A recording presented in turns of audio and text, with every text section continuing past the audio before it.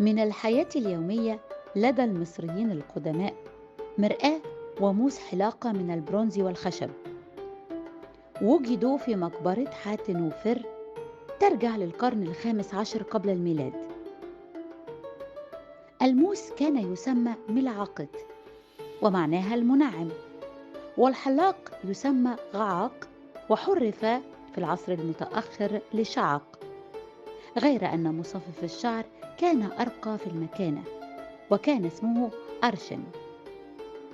وكان الحلاق يعمل لدى الملوك والنبلاء وفي المعابد، وكانت الأمواس الملكية من الذهب وتحفظ في محافظ من الجلد أو الخشب.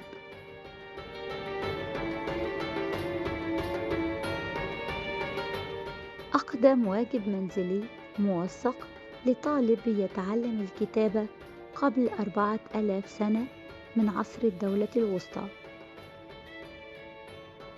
شقفة من الفخار مكتوبة بالخط الهيراتيقي.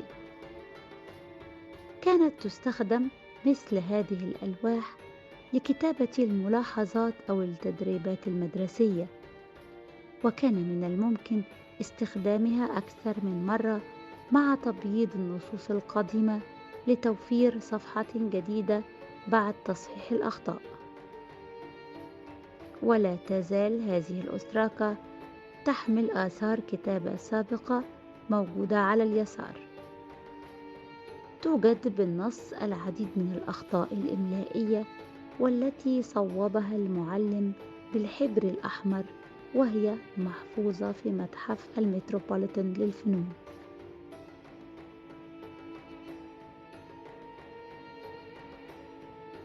عشاء مصري قديم مجهز من 3500 سنة، عبارة عن خبز ولحم من فخذ الثور وطبق به تين وبلح. عُثر على هذه الأطعمة مجففة وقد حفظتها رمال مصر الجافة داخل مقبرة سنموت وزير الملكة حتشبسوت في عصر الدولة الحديثة. كانت محفوظة في المتحف البريطاني، ثم أهداها المتحف لمتحف الآثار الغذائية.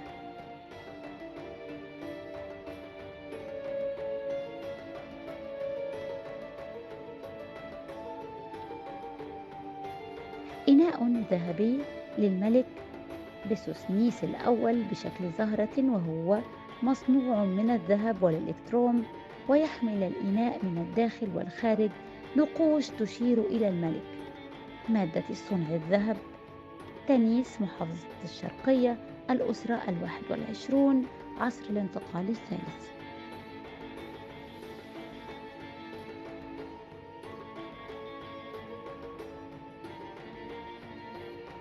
الدبن، وحدة أوزان لقياس كميات القمح، على شكل غزالة وعلى ظهرها محفور رقم 3 الذي يشير إلى 3 دبن.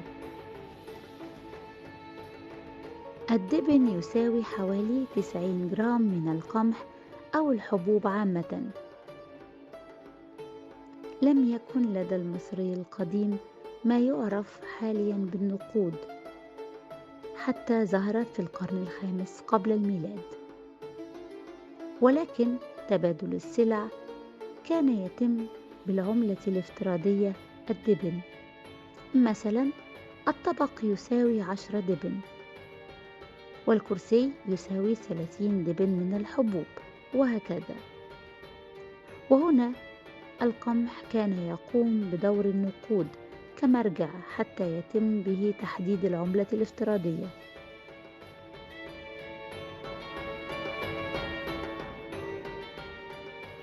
الغزالة مصنوعة من البرونز ومحفوظة بمتحف المتروبوليتان للفنون.